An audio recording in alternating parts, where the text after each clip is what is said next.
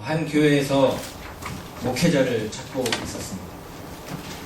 많은 목회자들이 청빙을 희망하면서 지원서를 제출했습니다. 해당 교회 청빙위원회에서 그 교회에 어떤 목회자가 가장 적합할 것인가를 두고 원하는 사람들의 지원서와 자기소개서 등을 신중히 검토하면서 고르고 있었습니다. 지원한 대부분의 목회자들은 모두 높은 도덕적 수준을 유지하고 있는 신사들처럼 보였습니다. 아주 훌륭한 운동가들이고 열정적인 목회자들이고 회중들의 신앙을 부흥시킬 수 있는 영역을 가진 전문가들이 대부분이었습니다. 그런데 유독 딱 한 사람만이 다른 경력을 가진 한 사람이 있었습니다. 그는 자기소개서를 이렇게 하고 있습니다. 나는 선교사로 여러 곳을 다니며 복음을 전했고 되게 큰 도시들 안에 있는 많은 작은 교회에서 목회를 했습니다. 그러나 한 교회에서 그리 길게 사역하진 않았습니다. 한 곳에서 제일 깊게 목회한 기간이 3년입니다. 나는 말의 재주가 없습니다. 그러나 책을 저술한 저자로서는 약간 성공하기도 했습니다. 내가 말의 재주가 없어서인지 내가 목회하던 교회의 성도들과 나와의 관계는 그렇게 좋은 것이 아니었습니다. 어떤 교회의 재직들은 나를 협박하기도 했고 나는 평화를 깨트린다는 제목으로 서너 차례 투옥한 적도 있습니다. 나는 나이가 50이 넘었습니다. 건강도 별로 좋지 않습니다. 기억력도 별로 좋은 편이 아닙니다. 때로는 내가 세려준 사람들의 이름조차 기억하지 못할 때도 있습니다. 그러나 만일 저를 목사로 초빙해 주시면 정말 최선을 다하겠습니다. 여러분, 제가 소개해드린 이 이력을 가진 사람이 누구인지 아십니까? 바로 사도 바울입니다. 아마 지금으로 따지면 사도 바울은 목회하기에 적합한 그렇게 훌륭한 사람이 아닐 것입니다. 그는 일생 동안 그의 몸에 찌르는 가시를 가지고 있었고 그로 인해 기도했지만 응답받지 못했습니다. 그러나 그럼에도 우리는 고백합니다. 역사상 바울만큼 효과 있는 목회를 한 사람은 없을 것이다. 그런 그의 영향력이 어디서 나오는 것일까요? 그것은 오직 한 가지, 즉 예수 그리스도를 믿는 믿음, 그분과의 만남에서 오는 것입니다. 간접적으로 알지 않고 직접 체험하고 그것을 자기 스스로 확증한 사람이었습니다. 그런 사도 바울이 고린도 교회를 향해 두 번째 편지를 썼습니다. 사실 앞서 말씀드린 것과 같이 바울과 고린도 교회와의 관계는 그렇게 좋은 것이 아니었습니다. 그냥 애증? 이런 말이 맞을지 모르겠습니다. 분명 뜨겁게 사랑했지만 또한 아픈 사연을 가진 교회인 것처럼 보입니다. 사도 바울은 한 지역에서 그리 오래 머물지 않았습니다. 몇몇 가정이 복음을 받아들이면 그들을 교회로 묶어주고 다른 곳으로 이동했습니다. 물론 에베소에서는 3년이라는 기간 동안 머물러 있었지만 나머지 지역 대부분은 짧은 기간 머물러 있었습니다. 고린도에서는 2년이라는 기간을 머물러 있었습니다. 아마 사도 바울의 전체 사역을 따지고 보면 짧은 기간이 아닌 긴 기간이라고 할 수 있습니다. 우리가 일반적으로 생각하기에 한 사역자가 한 교회에서 사역하는 기간이 2년이라 하면 짧은 것이라고 할 수 있는데 사도 바울에게 2년은 예외적인 기간이었습니다. 그렇게 오래 머문 이유가 무엇일까? 저는 두 가지로 생각할 수 있다고 생각합니다. 하나는 그만큼 고린도 교회를 사랑했다는 의미일 것이고 또 하나는 그 반대로 그만큼 전도하기가 힘들었나? 이런 생각도 할 수 있을 것입니다. 한 가지 더 바울과 고린도 교회와의 관계에 있어서 특이한 점이 있다면 바울이 고린도 교회로부터는 재정적인 도움을 받지 않았다는 것입니다. 빌립보나 다른 교회로부터는 후원을 받기도 했는데 고린도 교회로부터는 아무 도움을 받지 않았습니다. 그는 그가 율법학자로 훈련받을 때에 습득했던 그 천막 만드는 기술을 사용하여 생활비를 스스로 마련하였습니다. 그렇게 스스로 마련해야 할 특별한 이유가 있던 것일까요? 아무튼 정확한 이유는 알 수 없지만 고린도 교회와 바울 사이에 어떤 미묘한 문제가 있었던 것은 분명해 보입니다. 그리고 그런 복잡하고 미묘한 그런 감정이 잘 나타나 있는 편지가 고린도 후서입니다. 사실 바울과 고린도 교회와의 관계는 바울이 고린도 전서를 보낸 다음에 더 악화되었습니다. 해서 두 번째 방문을 하게 되는데 사태는 나아지지 않습니다. 그 후에 디도가 바울에게 고린도 교회에 관한 좋은 소식을 가져오게 되고 이에 대해서 내가 고린도 교회에 화해 편지를 써야 되겠다라고 쓴 편지가 고린도 후서입니다. 그럼에도 불구하고 여전히 고린도 교회와 사도 바울에 대한 나쁜 이야기들은 끊이지 않았습니다. 고린도 교회의 일부는 사도 바울의 사도권을 의심하기도 했습니다. 그리고 어떤 이들은 사도 바울을 오해했습니다. 그런 상황에서 바울은 그들을 향한 진실하고도 뜨거운 마음을 전하려고 했었고, 때로는 교인들을 책망하고, 때로는 위로하고, 때로는 칭찬하기까지 하면서 자신의 교리와 자신의 성품, 그리고 자신의 지금 처한 입장을 해명하고 사역을 변호하는 책이 고린도 후서입니다. 따라서 고린도 후서를 천천히 그리고 아주 자세히 묵상하다 보면 그런 바울의 격해진 감정과 심정이 그대로 드러나 있는 것을 느낄 수 있습니다. 그 격해진 감정으로 인해서 내면 깊은 곳에 있는 그 진심이 그대로 드러나는 것입니다. 그리고 그 마지막은 강하고 확신에 찬 분위기로 고린도 후서가 끝을 맺습니다. 왜냐하면 하나님의 놀라운 회복을 경험했기 때문입니다. 고린도 후서 13장입니다. 고린도 후서 마지막 장입니다.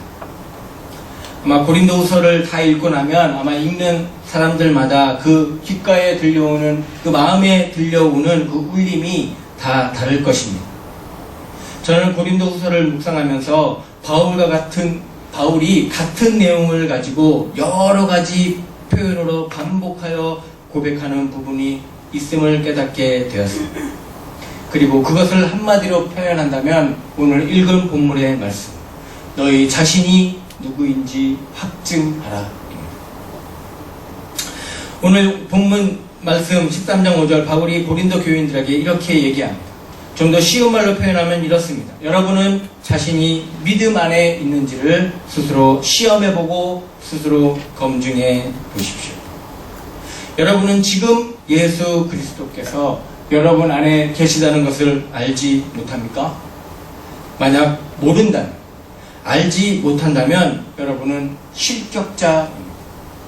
시험에서 탈락입니다. 라고 고백합니다. 만일 누군가가 저에게 이렇게 얘기했다면 그 말한 사람은 이 말씀을 그대로 믿고 그렇게 살려고 노력하고 애쓰고 몸부림쳤다는 것일 것입니다. 다른 곳에서 사도 바울은 똑같은 표현을 이렇게 표현합니다. 갈라디아서 2장 20절 말씀입니다. 나는 그리스도와 함께 십자가에 못 박혔습니다. 이제 내가 사는 것은 내가 아니고 그리스도입니다. 그럼에도 불구하고 내가 육체 가운데 살고 있는 이 삶은 나를 사랑하셔서 자기 몸을 내어주신 하나님의 아들을 믿는 그 믿음 안에서 사는 것입니다. 그런데 여러분, 사실 이러한 고백은 우리가 감각으로 느낄 수 있는 그러한 것이 아닙니다. 그리스도가 내 안에 계시다는 것은 물론 오감으로 느낄 때도 있지만 그것은 대단히 정말 예외적인 경우고 대부분은 우리 마음으로 느끼는 것이고 일상생활에서 믿음이라는 것으로 확인하게 되는 것입니다. 사도 바울이 고린도 교인에게 이렇게 말합니다. 자신이 믿음 안에 있는지 스스로 점검해보고 시험해보라. 그럴 때에 내 안에 내가 아닌 그리스도가 주인이라는 사실을 확인할 수 있고 또 일상 속에서 그것을 경험할 수 있다. 그러나 그것이 망각되면 탈락이다 라고 단호하게 말하고 있습니다. 우리가 믿음을 가졌다, 내가 믿는다라고 할 때 그 믿는 자의 기본 자격은 자기 안에 예수 그리스도께서 살아계심을 인정하는 것, 그리고 그것을 매일 경험하고 있는가에 달려 있는 것입니다. 아무리 교회를 열심히 다니고 일을 많이 해도 그것이 내가 아니라 내 안에 그리스도께서 활동하고 계시다는 것을 인정하고 그것을 경험하고 그분께 순종하면서 살지 않으면 시험 탈락, 실격자가 된다는 놀라운 선포입니다. 그런데 바울은 이 놀라운 진실을 전하기 위해서 고린도후서 전체를 통해서 우리 자신이 누구인지에 대해 몇 가지 비유를 통해 말씀하고 있는 것을 보게 됩니다. 첫 번째는 향기입니다.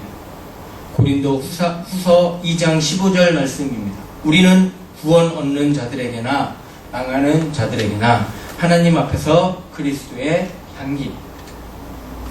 아마 우리들 중에 많은 분들이 오늘 예배에 참석하기 위해서 이렇게 집에 나오시기 전에 향수를 이렇게 손에 이렇게 뿌리고 오신 분들이 계실 것입니다. 아마 더운 날씨 때문에 좋은 향기를 내기 위해서일 것입니다. 근데 어떤 향수는 너무 진해서 눈살을 찌푸리게 할 때도 있지만 또 어떤 향수는 은은하게 퍼져서 사람의 기분을 좋게 해주는 그런 향수도 있습니다. 그런데 만일 향수를 뿌리지 않았는데도 좋은 향기가 나면 얼마나 좋을까요? 요즘은 섬유유연제도 많이 좋아졌다고. 아마 실제로 그럴 수는 없을 것입니다. 그런데 생각해보면 우리의 눈빛과 우리의 표정과 우리의 미소와 우리의 말투와 우리의 행동에서 향기가 풍겨나게 할 수는 있습니다. 우리 안에 예수 그리스도께서 주인으로 사시면 그렇게 된다는 말입니다. 고대 사회에서는 전쟁에서 승리를 하면 향을 피워서 승리의 향기를 풍기면서 입성했다고 합니다.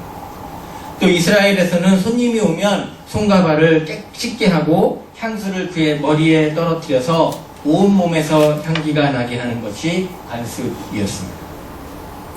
그래서 예수님께서 한 여인을 칭찬했습니다. 예수님께서 십자가에 못 박혀 들어가시기 직전에 시몬의 집을 방문했을 때에 한 여인이 옥합을 깨서 비싼 향유를 예수님의 머리에 부었고 온 방 안에 향기가 진동했습니다. 그때 제자들이 분을 냅니다. 왜 그것을 팔아 가난한 자들에게 주지 아니하느냐. 그러나 예수님께서는 그 여인을 가장 좋은 일을 했으니 복음이 전파되는 곳마다 이 여인의 이 행한 일을 전하라고 말씀하셨습니다. 예수님께서는 이 여인의 그 신실한 마음, 그 정성스러운 믿음, 그 헌신의 마음을 보시고 그 인격의 향기를 모든 사람에게 증거하라고 말씀하시는 것입니다. 인간의 모든 욕심과 이기심을 깨트리고 그리스도 안에 있는 그 그리스도의 향기가 모든 사람에게 번져 나가도록 해야 할 사명이 우리에게 있습니다. 사람의 성품이나 나의 기질이나 습관들은 다른 사람을 질리게 만들 수 있습니다. 내 안에 있는 상처, 다른 사람에게 고약한 냄새가 될 수 있습니다. 그러나 내 안에 그리스도 예수께서 주인으로 사시면 그분의 향기가 나를 통해 드러나고 풍겨나게 될 것입니다. 우리가 예수님의 향기라는 표현은 정말 아름다운 표현입니다. 우리의 언어와 우리의 미소와 우리의 행동을 통해서 우리 안에 사시는 그리스도의 향기가 전달되어진다면 정말 아름답고 품위 있는 그리스도인이 될 것입니다. 사도 바울은 또한 우리를 보물을 담아놓은 질그릇으로 표현합니다. 고린도후서 4장 7절 말씀입니다. 우리가 이 보배를 질그릇에 갖췄으니 이는 능력의 힘이 큰 것이 하나님께 있고 우리에게 있지 아니함을 알게 하려 함이라. 우리의 존재가 질그릇 같다고 말합니다. 사실 그릇도 그릇 나름입니다. 그래서 그릇 중에서는 굉장히 그릇 자체만으로도 귀히 쓰임받는 그릇이 있습니다. 고려정자, 이조백자 이런 것들은 그 그릇에 아무것도 담겨있지 않아도 대단한 값이 나가고 보물로 취급받습니다. 근데 여러분 분명히 기억해야 할 것은 그러한 그릇 또한 흙으로 만든 질그릇이고 언젠가 깨어질 것이라는 것입니다. 그럼에도 보배와 질그릇은 서로 전혀 어울릴 것 같지 않은 것처럼 느껴집니다. 사실 질그릇으로는 보배를 담을 수 없습니다. 그런데 실제로 그런 보배가 질그릇에 담겨 있다고 말합니다. 그리고 이것이 전적으로 하나님의 은혜로 가능한 일이라고 말합니다. 이 말씀은 우리들에게 놀라운 계시적인 의미를 주고 있는 것입니다. 왜냐하면 그로 말미암아 우리의 신분이 변화되고 우리의 가치가 변화되고 우리의 사용되는 용도가 변화되었기 때문입니다. 때문에 그릇은 그릇 자체도 중요하지만 그보다 그 속에 무엇이 담겨있는 그 내용물이 훨씬 더 중요합니다. 그릇은 내용물에 따라서 신분과 가치와 용도가 완전히 달라지는 것입니다. 우리는 귀하거나 천하거나 부하거나 가난하거나 잘났거나 못났거나 강하거나 약하거나 다 질그릇이라는 점에서 같습니다. 그러나 우리 안에 그 안에 무엇이 담겨 있느냐에 따라서 이야기는 달라집니다. 우리 안에 보물이 담겨져 있으면, 그 질그릇 안에 보물이 담겨져 있으면, 우리 안에 예수 그리스도라는 보물을 담고 살면, 다시 말해서 예수 그리스도라는 주인을 내 마음의 주인으로 모시고 그분과 함께 동행하며 살면 보물을 담아놓은 질그릇과 같다는 것입니다. 그리고 이것이 하나님의 은혜라고 이야기합니다. 사도 바울은 우리가 이 보물을 질그릇에 담고 있는데 이 엄청난 능력은 우리에게 있는 것이 아니라 하나님께 있는 것이라고 고백하고 있는 것입니다. 우리가 아닙니다. 우리의 능력이 아닙니다. 하나님이 하시는 일이고 하나님의 능력입니다. 마지막으로 사도 바울은 우리를 하나님의 성전이라고 말합니다. 여러분, 성전이 어떤 곳입니까? 성전은 하나님께서 그 이름에 권능과 영광을 두기로 약속한 장소입니다. 성전은 하나님의 임재의 상징입니다. 그래서 솔로몬이 성전을 왕성하고 봉헌했을 때에 하나님의 임재가 그 성전에 가득했다라고 성경은 말씀하고 있습니다. 그리고 사도 바울이 고린도 후서 6장 16절을 통해 이렇게 말합니다. 하나님의 성전과 우상이 어찌 일치가 되리요? 우리는 살아계신 하나님의 성전이라. 이 말씀은 곧 믿는 사람들의 몸이 성전이고 믿는 사람들의 공동체, 즉 교회가 곧 성전이라는 말입니다. 성전이 다른 건물과 다른 가치를 갖는 것은 건축 양식이나 자질이나 규모 때문이 아니라 성령 하나님이 그 안에 계시기로 약속하셨기 때문에 성전이 특별한 것입니다. 그 안에 하나님의 이름과 하나님의 놀라움이 담겨져 있기 때문입니다.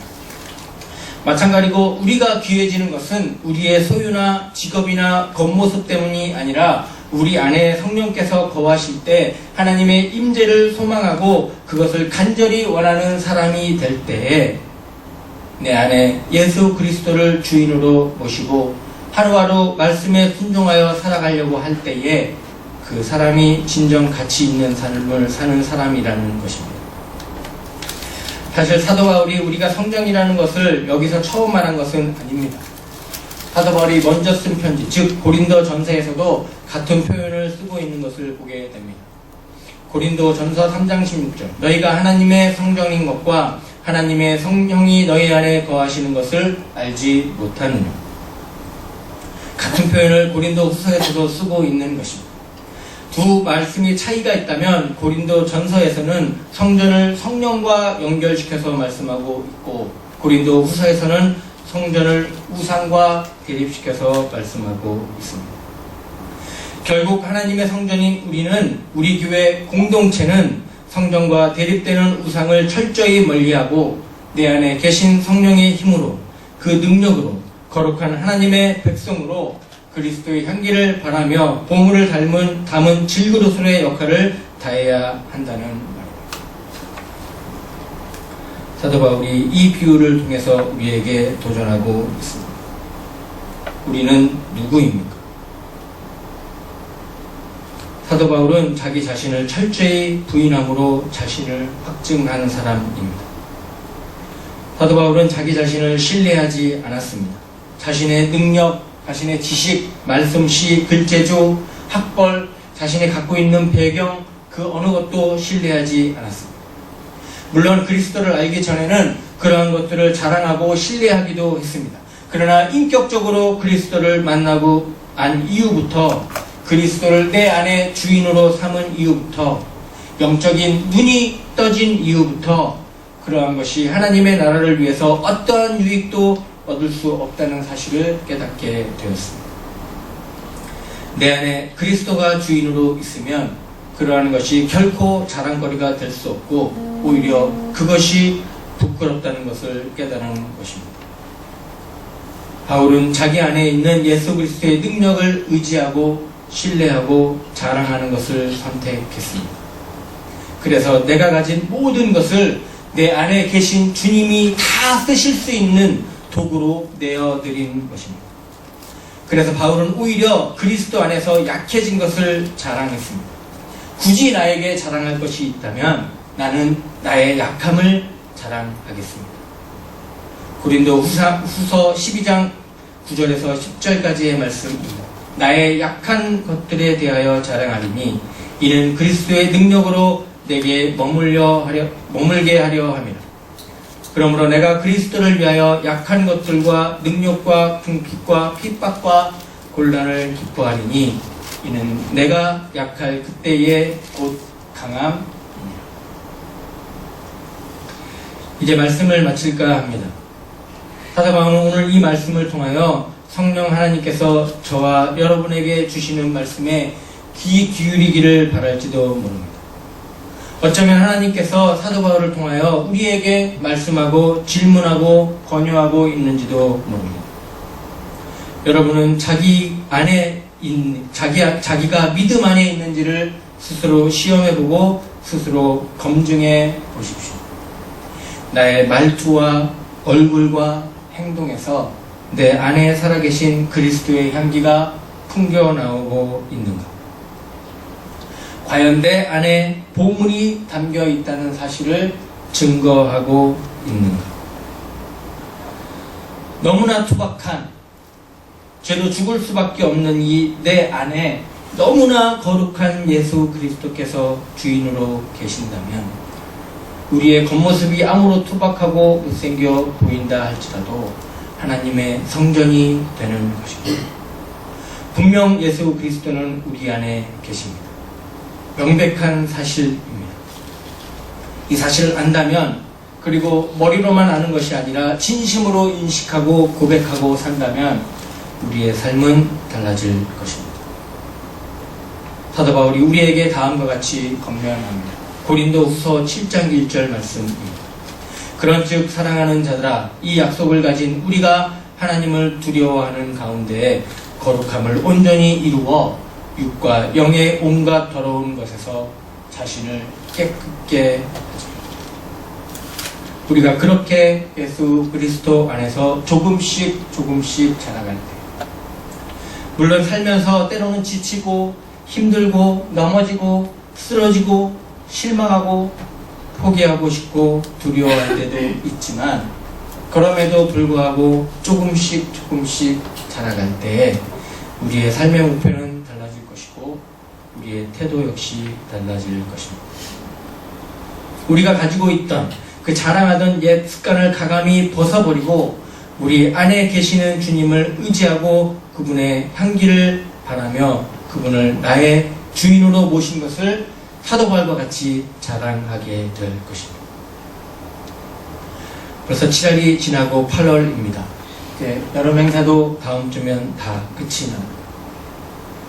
그러나 우리의 신앙의 여정은 계속 이어질 것입니다. 앞서 말씀드린 이 모든 일이 우리에게 일어나고 우리뿐만 아니라 우리 주변의 많은 이들에게 일어나도록 하는 것이 저와 우리 이한교회가 존재하는 이유일 것입니다. 간절히 기도하기는 이런 주님의 은혜와 자비가 이 세상을 위한 한 교회, 이 세상의 한 교회, 우리 이한교회를 통하여 온 세계와 열방으로 퍼져나가기를, 그리고 위로는 하나님과 교제하고 옆으로는 성도들과 사귀고 밖으로는 이웃을 사랑하는 믿음의 공동체가 되기를 간절히 기도합니다. 그렇게 살아갈 때에 그 열매가 충만해질 것이고 그런 소망이 우리 안에서 더욱더 넘쳐나고, 그러므로 말미암아 우리 모두가 그런 하나님의 백성으로 확증될 줄을 믿습니다. 기도하겠습니다.